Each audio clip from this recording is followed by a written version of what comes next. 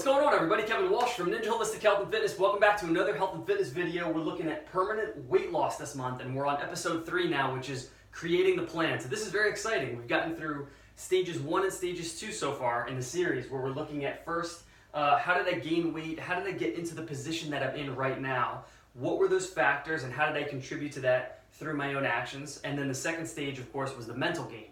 So rewiring the mind for success, so that you're perceiving objectively and with a mindset that is using failure as stepping stones to success and changing the self-image to something more positive, so that we look at ourselves through a positive framework and therefore have positive actions to move forward from. So now that we're creating a plan, when you're putting a plan together, you want to make sure that it contains all facets of health and fitness. And this is where I have my own method right here, my own methodology, the 4 pillars of health. So everything is under these 4 things: diet, exercise, sleep, and stress management. Very easy way to categorize human health, and there are different parts of each one of those that do contribute to weight gain and to weight loss. So making sure that you cover all the bases with those things is really important. You don't want to just focus on diet and just on exercise, because your sleeping is what actually makes you anabolic and helps you to rebound after breaking the body down, say with exercise. And your stress management is also an anabolic thing, which allows you to have a reduction in cortisol. Those are very, very important when you're trying to lose weight, because most of us are so stressed out that we inhibit our own fat reduction, or our own body's ability to burn fat, because of the fact that we're holding onto it due to a constant stress response. So making sure that you kind of address each one equally with each other is key. And this is a little sheet just to give you an idea. This is what I use with my own clients professionally. You can see right there in small letters: diet, exercise, sleep, stress. And then you just fill in each one kind of a little something that's part of the game plan of what you're doing in the present month to bridge the gap between where you are and where you want to be. So once that's in place, the second thing is making sure that you're doing things to change yourself. Everything that we do is habitual. This is extremely important to remember. Do not let this bypass the mind. Your actions are always habitual. So if you don't change the current that's actually driving all of the behaviors, you're going to keep repeating the same patterns over and over and over again. So figuring out what the things are that need to be changed, whether it's something that needs to be cut out of the diet, if you're eating too much wheat flour, for example, or if you have even say a certain relationship that's stressing you out to an extreme extent, it might be time to really, let go of that, or to reanalyze it, or address certain issues that are unresolved.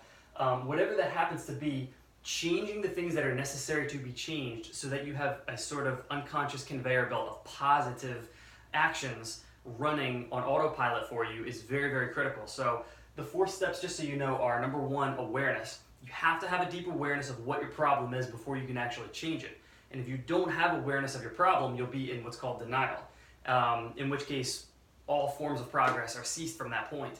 The second thing, once you are aware that you have a problem, is the desire to change. So we have to actually want to change in order to make a change happen. Otherwise, we end up in apathy, which is the roadblock to that second step, and we end up staying where we are. And the third one is strategy. So once you know what you want to change, and you know that you have the desire and the fire to push forward and get through the other side, you need a strategy, and that's where you implement something very strategically, some kind of a technique to change your own thinking once again, and to get different patterns of behavior in line. And then the 4th step finally is commitment to action, and then just putting the ball in play and seeing it all the way through. So once you get this in line right here, you're pretty much good to go. Now the last thing I just want to say is, don't overwhelm yourself. When you're trying to lose weight, it's very, very important that you just take 1 step at a time. Little baby steps, although it's not the sexiest sounding thing, that's what you need to do to make a long-term change in order to get the results long-term. You don't want to lose weight for, a couple months and then pack it right back on and yo-yo back and forth for a number of reasons. 1, physically, hormonally, that's definitely dangerous and not something that you want to play with at a physiological level for a lot of different reasons. Number 2, mentally, when you go up and down like that, it drives in this pattern of thinking that says, I can only do this for so long and it's not sustainable. And that chips away at your personal power over time, which is a very dangerous thing from a mental standpoint. So don't overwhelm and try to do it all in one day. Just try to get one habit at a time that you can consistently do without fail. So it could be something as simple as, for example, if you need to lose 100 pounds and it just seems like such a mountain, like how in the world am I going to get past all this? Just start with drinking a glass of water every single day the moment you wake up. That's it. Nothing else. Don't change anything you're eating. Don't change any other way you're sleeping. If you're going to bed at 3 in the morning, just that one simple thing, implement that change in your routine and do that every day. If you could do that consistently, what that does is, first, it's a positive change. You need it anyway. We should be hydrated. But the second is, it teaches you how to do things consistently. You need to be able to repeat patterns consistently over and over and over again to make it long term.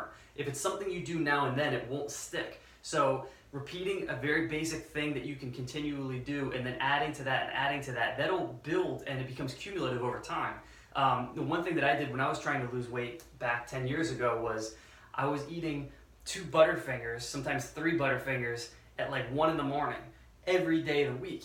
And I couldn't get past that. So I thought, what's one thing I could do? I just cut it down to 1 Butterfinger at midnight or 1 in the morning every single day of the week. And that might seem like an insignificant or almost laughable change to some people, but I can tell you it was a huge impact for me because it made me believe in myself. And I thought, wow, if I can cut out 50% or more of the toxic things I'm doing in this part of my day on a daily basis, maybe I can take it to another level still.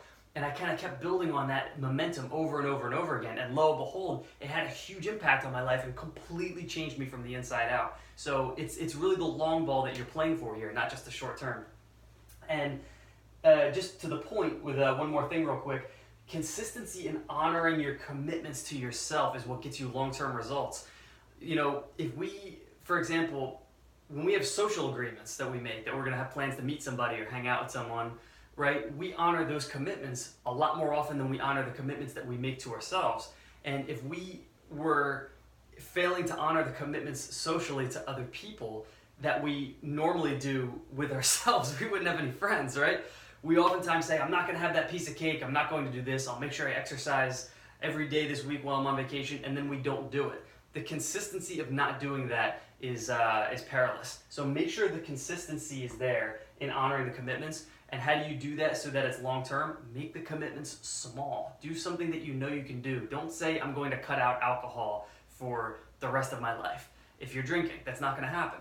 And then you'll fail and you'll feel down on yourself. What you say is something more to the line of, I normally have 3 drinks after a meal. I'm just going to have 2 tonight, right? Or maybe normally I have a scotch. Maybe you'll have something a little more helpful. I'll have a glass of wine instead. That's great. That's a great change. So those 3 steps right there, those 3 bullets, they're perfect for you if you're trying to lose weight.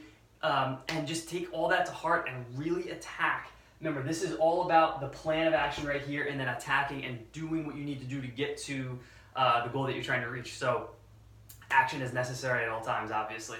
With that said, I'll go ahead and actually leave this at the bottom of the email, that PDF, so that you have an idea of just how you can kind of structure something at a real basic level for yourself and hopefully bridge the gap between where you are and wherever it is that you're trying to get to. So next week, I'll put an action plan together like I usually do and lay out kind of everything in a basic fashion that you need in order to lose weight. So you can kind of tailor that to yourself.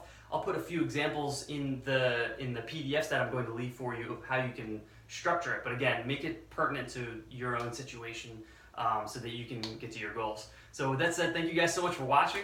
And as always, you can always email me, kwninjatrainer@gmail.com. My website is ninjahhf.com. And I look forward to catching you on the next video. Take care.